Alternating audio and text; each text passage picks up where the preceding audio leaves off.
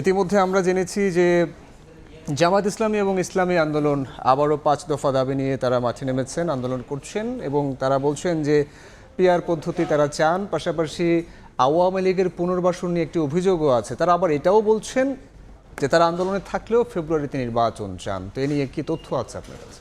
আপনার প্রশ্নের উত্তর আপনার প্রশ্নের মধ্যেই আছে যে আবারও সর্বপ্রথম সেটি দিয়ে শুরু করছি যে এটি কিন্তু দ্বিতীয় দফায়, অর্থাৎ দ্বিতীয় দফা তারা যেই কর্মসূচি দিয়েছে এর আগে 18 সেপ্টেম্বর, 19 সেপ্টেম্বর এবং 26শে সেপ্টেম্বর জামাতে ইসলামী সহ আরও 7টি ইসলামী দল, মোট 8টি দল মিলে কিন্তু 3 দিনের পৃথক পৃথক কর্মসূচি তারা দিয়েছিলেন এবং সেই কর্মসূচিতেও এ ধরনের বিষয় ছিল। তারা পিআর নিয়ে কথা বলেছেন এবং ইসলামী আন্দোলন এবং জামাতে ইসলামী বাংলাদেশ তারা দুজনই বা তারা দুটি দলই কিন্তু উভয় কক্ষেই পিআর চেয়েছে, অর্থাৎ উচ্চকক্ষ নিম্নকক্ষ দোনো কক্ষেই পিআরের মাধ্যমে নির্বাচন হবে এ ধরনের বিষয় তারা দাবি তুলেছিলেন এবং একই সাথে জুলাই সনদের ভিত্তিতে আইনি সনদ যে আইনি ভিত্তি তারা চেয়েছেন। এ দুটি মূলত তাদের অন্যতম একটি চাওয়া ছিল এবং এর সাথে আরেকটি বিষয় তারা বারবার করে বলছেন, সেটি হচ্ছে লেভেল প্লেয়িং ফিল্ড। নির্বাচনে তারা লেভেল প্লেয়িং ফিল্ড চান। তো এটি ছিল তাদের প্রথম দফার আন্দোলন এবং আজ তারা সংবাদ সম্মেলন করে দ্বিতীয় দফার যে আন্দোলন তারা দিচ্ছে সেই দ্বিতীয় দফার আন্দোলন শুরু হবে এই আজ থেকেই, অর্থাৎ আগামীকাল থেকে অক্টোবরের 1 তারিখ থেকে অক্টোবরের 9 তারিখ পর্যন্ত তাদের একটি কর্মসূচি থাকবে এবং পরবর্তীতে তারা বলছেন যে এই অক্টোবর মাসের মাঝামাঝিতে তারা জনসভা করবে এবং প্রথম যে কথাটি বলছিলাম যে অক্টোবরের 1 তারিখ থেকে অক্টোবরের 9 তারিখ পর্যন্ত যে সময়, এই সময়ে তারা গণসংযোগ করবেন। গণসংযোগের মাধ্যমে তারা তাদের যে দাবিগুলো পিআর পদ্ধতি এবং জুলাই সনদের আইনি ভিত্তি এ ধরনের বিষয়গুলো নিয়ে তারা মানুষের সাথে জনসংযোগ করবেন। এটি হচ্ছে তাদের যেই কর্মসূচি, সেই কর্মসূচির অন্যতম লক্ষ্য। তো এটির কিন্তু বিপরীত মত রয়েছে এবং অন্যতম যে রাজনৈতিক দল বাংলাদেশের বিএনপি, সেই রাজনৈতিক দল বিএনপি বলছে যে জামাত এবং ইসলামী আন্দোলন যেই দাবি নিয়ে মাঠে নেমেছে পিআর, তাদের এই দাবি বা তাদের এই উদ্দেশ্য সফল হবে না।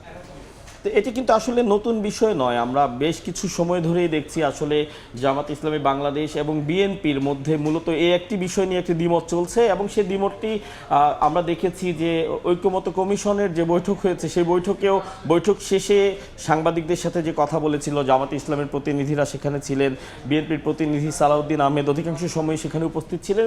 সে সময় আমরা দেখেছিলাম যে এই বিষয়টি খুব কড়াভাবে বা খুব ভারীভাবে উঠে এসেছিল বারবার যে পিআরের পদ্ধতি নিয়ে একটি বড় ধরনের দ্বিমতে উভয় দলের মধ্যে রয়েছে এবং তখন থেকেই বিএনপি বলছে যে পিআরের বিষয়ে আমরা নির্বাচনকালীন আইন শৃঙ্খলা পরিস্থিতি নিয়ে একটু জানতে চাই। যে আইন শৃঙ্খলা বাহিনীর সদস্যরা বলছেন, যারা দায়িত্বে আছেন, যে পরিবেশ স্বাভাবিক রাখতে তারা চেষ্টা করছেন। এছাড়া আর কি তথ্য আছে র্যাব, পুলিশ, বিজিবি? নির্বাচন সামনে রেখে জল ঘোলা করার চেষ্টা করছে একটি মহল, বিভিন্ন মহল, এবং এই বক্তব্যটি ছিল পুলিশ প্রধানের এবং তিনি ব্যাখ্যা করেছেন যে পাহাড়ে অর্থাৎ খাগড়াছড়িতে যে ঘটনা ঘটছে সেটিকেও আসলে তারা মনে করছেন যে এটি অস্থিতিশীল পরিস্থিতি তৈরি করার একটি অপচেষ্টা। না হলে তারা বলছেন যে পুলিশের কোনো গাফিলতি ছিল না। একটি ধর্ষণের অভিযোগ ওঠার পরে যা যা করণীয় তার প্রত্যেকটি বাংলাদেশ পুলিশ করেছে। তা সত্ত্বেও ওখানে যে ধরনের সহিংস পরিস্থিতি তৈরি হয়েছে এই ঘটনাকে কেন্দ্র করে তারা এটাকে মনে করছেন যে নিশ্চয়ই কোনো অস্থিতিশীল পরিস্থিতি সৃষ্টি করার উদ্দেশ্য নিয়েই এই ঘটনাটি ঘটিয়েছে এবং সেটিকেই একটি কারণ হিসাবে তারা বলছেন যে নির্বাচন সামনে রেখে জল ঘোলা করার চেষ্টা করছেন বিভিন্ন মহল।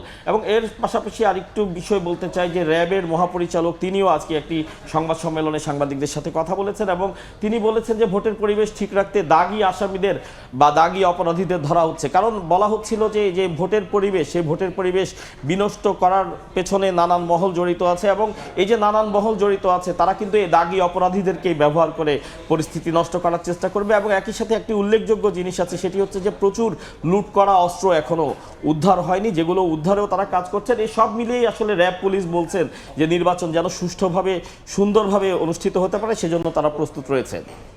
গুজবের ব্যাপারটা নিয়ে গুজবের বিষয়টি যে এই যে বর্তমানে আপনার দেশে শারদীয় দুর্গোৎসব চলছে এবং এটি খুব স্পর্শকাতর একটি বিষয়। বিভিন্ন সময় দেখা গেছে যে ধর্মীয় সম্প্রীতি নষ্ট করার জন্য নানা ধরনের গুজব সৃষ্টি করা হয়ে বা নানা ধরনের গুজব ছড়ানো হয়, যার প্রেক্ষিতে কিন্তু ধর্মীয় একটি বাংলাদেশ আপনি জানেন যে ধর্মীয়ভাবে যথেষ্ট স্পর্শকাতর একটি বিষয় এবং যার প্রেক্ষিতে অনেক মানুষ এই গুজবগুলোকে কান দিয়ে নানা ধরনের অস্থিতিশীল পরিস্থিতি সৃষ্টি করতে পারে। তো সেই বিষয়গুলো যাতে কোনোভাবেই না হয় সেটি সেটির কারণেই এনটিএমসি ডিজি তিনি আজকে বলেছেন যে প্রত্যেকটি পূজা মণ্ডপে তাদের লোকজন আছে এবং তারা প্রত্যেকটি পূজা মণ্ডপ মনিটর করছেন কোনোভাবেই যাতে কোনো ধরনের গুজব ছড়াতে না পারে।